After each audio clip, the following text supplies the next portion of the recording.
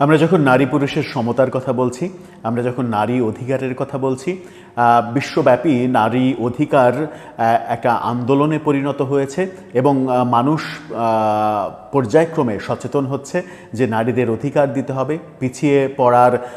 পিছিয়ে পড়া গোষ্ঠী হিসেবে তাদেরকে রাখা যাবে না, কারণ সমাজ এগিয়ে নিতে হলে সমাজের অর্ধেক মানুষই যেহেতু নারী, অর্ধেকের বেশি বাংলাদেশের নারী, তাদেরকে যদি পিছিয়ে রাখা হয় তাহলে দেশকে, সমাজকে এগিয়ে নেওয়া যাবে না। সেই কারণেই বহুভাবে নারী মুক্তির কথা বহু মানুষ বলে গেছেন, কালজয়ী মানুষেরা বলে গেছেন, কালজয়ী নারী নেত্রীরা বলে গেছেন। শহীদ জাহানারা ইমাম সেই যুদ্ধে জীবন দিয়েছেন। কবি সুফিয়া কামাল সেই নারী অধিকারের কথা বলেছেন। নারীরা এদেশে প্রতিষ্ঠিত হয়েছে বড় বড় জায়গায়। নারীরা এদেশে, দুইজন নারী এদেশে প্রধানমন্ত্রী হয়েছেন অনেকবার। দুইজন নারী এদেশের সবথেকে বড় দুইটা দলের প্রধান হিসেবে বহুকাল ধরে দায়িত্ব পালন করছেন। নারীরা যখন দেশের জাতীয় সংসদের স্পিকার হচ্ছেন, নারীরা যখন মন্ত্রী হচ্ছেন, নারীরা যখন বিশ্ব প্ল্যাটফর্মে কাজ করছেন, নারীরা যখন সচিব হচ্ছেন, নারীরা যখন এসপি হচ্ছেন, ডিসি হচ্ছেন, তখন নারীদেরকে পিছিয়ে রাখার যে কর্মকাণ্ড, সেই কর্মকাণ্ড এখনও আমাদের সমাজে চলছে। এখনও নারী নীতি, নারী কমিশন বাস্তবায়ন করতে হলে সরকারকে সাম্প্রদায়িক শক্তির ভয়ে থতমত খেতে হয়, সাম্প্রদায়িক শক্তির ভয়ে এক ধরনের গুটিয়ে পড়তে হয়। সেরকম দৃশ্য আমাদের সমাজে প্রতিনিয়ত দেখছি। কিন্তু যে সমাজকে একটা শ্রেণী অন্ধকারে রাখতে চাই, সেই শ্রেণীর কথা না হয় বাদই দিলাম। সর্বোচ্চ বিদ্যাপীঠ যেখানে সর্বোচ্চ শিক্ষার জন্য নারী পুরুষ আগামীর ভবিষ্যৎটা যায়, সেই সর্বোচ্চ বিদ্যাপীঠেও যদি নারীদের স্বাধীনতা না থাকে, নারীরা যদি পরাধীন থাকেন, নারীদের জন্য যদি সান্ধ্য আইন জারি করা হয়, তাহলে এই নারীরা কিভাবে এগোবে? নারী স্বাধীনতার নামে নারী স্বাধীনতা দিতে গিয়ে যদি নারী নির্যাতনের প্রসঙ্গ সামনে নিয়ে আসে, তাহলে তো প্রশ্ন জাগাতে হবে কিংবা প্রশ্ন তৈরি করতে হবে যে এই সমাজে আমাদের পুরুষদের লোলুপ দৃষ্টি, সেটাকে সামলানো দরকার আগে। সেটাকে না সামলিয়ে নারী স্বাধীনতায় হস্তক্ষেপ করা, নারী নির্যাতনের ভয়ে তাদেরকে লুকিয়ে রাখা, পর্দার অন্তরালে রাখা, এই কার্যক্রমগুলো কোনোভাবেই নারীদের এগিয়ে যাওয়ার পথে সহায়ক হবে না। তেমনই একটা ঘটনা ঘটল, যে ঘটনাটা বহুভাবে বহুদিন বাংলাদেশের পরিবেশে আলোচিত হতে দেখেছি। সেই ঘটনাটা আবারও আলোচনায় এসেছে। চট্টগ্রাম বিশ্ববিদ্যালয়ে নারীদের হলে ঢোকার ক্ষেত্রে সান্ধ্য আইন জারি করা হয়েছে। অর্থাৎ সন্ধ্যার পরে নারীরা আর বাইরে থাকতে পারবে না, তারা খাঁচায় বন্দী হতে বাধ্য হবে। খাঁচায় যেভাবে পাখিকে বন্দি করে রাখা হয়, তেমনি সারাদিন বাইরে থাকার অনুমতি থাকলেও সন্ধ্যার পরে তাদেরকে খাঁচায় বন্দি হতেই হবে, এমন আদেশ জারি করা হয়েছে। কেন হলো? কোন পরিপ্রেক্ষিতে হলো? কেন এই ধরনের সিদ্ধান্ত একটা সর্বোচ্চ বিদ্যাপীঠে নেওয়া হবে? সেটা একটা বড় প্রশ্ন এবং সেটা বোঝার চেষ্টা করব। এই ভিডিওতে থাকবেন পলিটিক্স টিভির নিয়মিত আয়োজনে।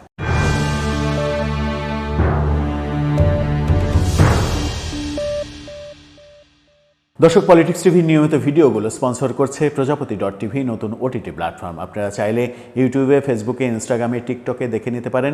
ডেসক্রিপশন বক্সে লিঙ্ক দেওয়া থাকবে, সেখান থেকেও আপনারা দেখে নিতে পারেন প্রজাপতির কার্যক্রম। চলে যাচ্ছি মূল ভিডিওতে। বলছিলাম চট্টগ্রাম বিশ্ববিদ্যালয়ে সান্ধ্য আইন জারির কথা। সংবাদের শিরোনামটা আপনারা দেখে নিতে পারেন। সমকাল শিরোনাম করেছে, চবির ছাত্রী হলে সান্ধ্য আইন জারি, দেরিতে ফিরলে সিট বাতিলের হুমকি। অর্থাৎ যদি দেরিতে ফিরে, নির্ধারিত সময়ের পরে ফিরে নারীরা, তাহলে তাদের সিট বাতিল করে দেয়া হবে, এমন হুমকি দেয়া হয়েছে।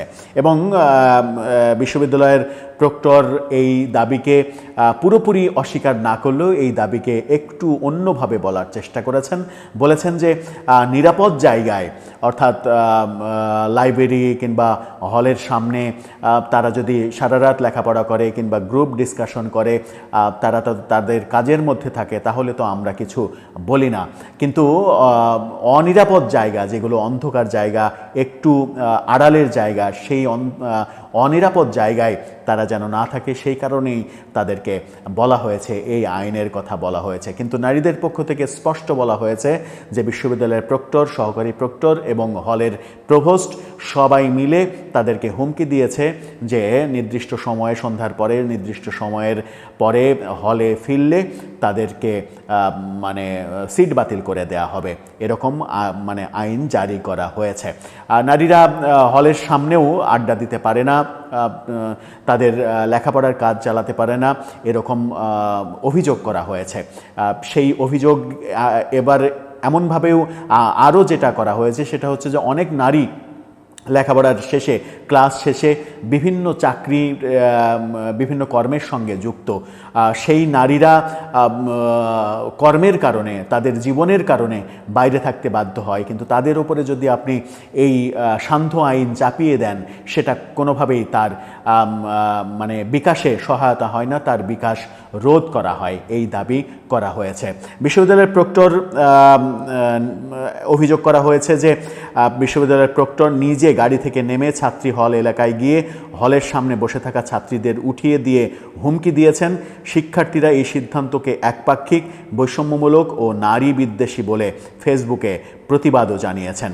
গত বৃহস্পতিবার রাতে বিশ্ববিদ্যালয়ের বিপ্লবী উদ্যান ও লেডিজ ঝুপড়ি এলাকায় এমন ঘটনার সূত্রপাত হয়। এমন এক প্রত্যক্ষদর্শী গণমাধ্যমকে বলেছেন, আমি লেডিজ ঝুপড়ি থেকে বিপ্লবী উদ্যানের সামনে দিয়ে যাচ্ছিলাম, তখন প্রক্টোরিয়াল টিম গাড়ি থেকে নেমে উচ্চস্বরে বলে, এই মেয়েরা রাতের বেলায় তোমরা কি করছো?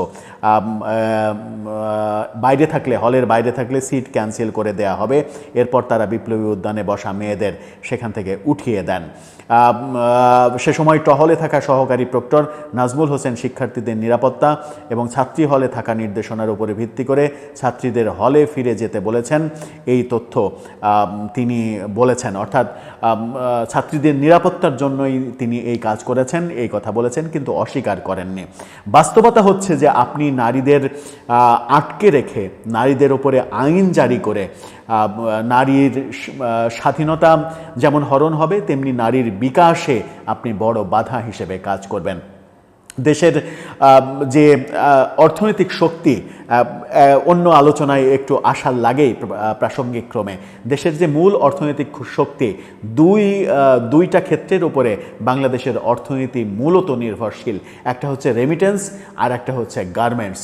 রেমিটেন্সে প্রবাসীরা টাকা পাঠায়, আর গার্মেন্টসে সেই গার্মেন্টস বেঁচে আছে। গার্মেন্টসের মূল প্রাণ হচ্ছে নারী শ্রমিকরা।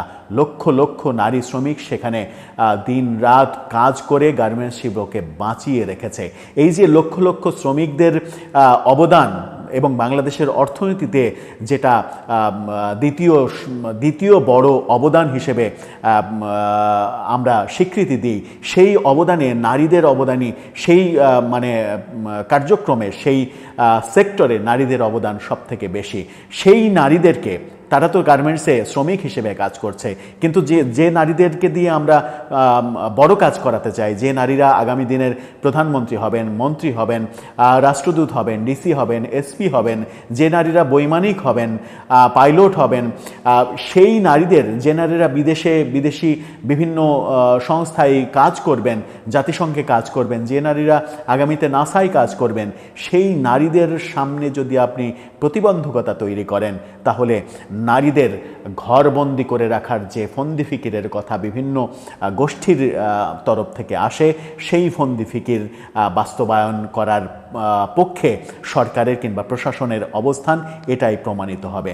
আমরা তো সেই সমাজ চাই না যে সমাজে বাংলাদেশটা একটা আফগানিস্তান হবে। সেই সমাজ আমরা প্রত্যাশা করি না। সেই সমাজ প্রত্যাশা করি না বলেই ৭১-এ একটা ধর্মনিরপেক্ষ বাংলাদেশ হবে। ধর্মের ভিত্তিতে ভাগ হওয়া পাকিস্তান থেকে আমাদের বিভক্ত হওয়ার মূল কারণই ছিল আমাদের এই দেশে সব শ্রেণীর মানুষ, সব পেশার মানুষ, সব জাতি বর্ণের মানুষ, নারী পুরুষ সবাই এক সূত্রে গাঁথা হবে, সবার অধিকার সমান হবে। সেখানেই বিদ্বেষের ব্যবস্থাটা সমাজ যদি করে, তাহলে দেশ কিভাবে এগোবে এবং দেশকে অসাম্প্রদায়িক বাংলাদেশ কিভাবে বলা যাবে, সেটাই একটা বড় প্রশ্ন হয়ে দাঁড়াবে। দর্শক, এই ব্যাপারে আপনার মতামত জানিয়ে লিখতে পারেন আমাদের কমেন্ট বক্সে।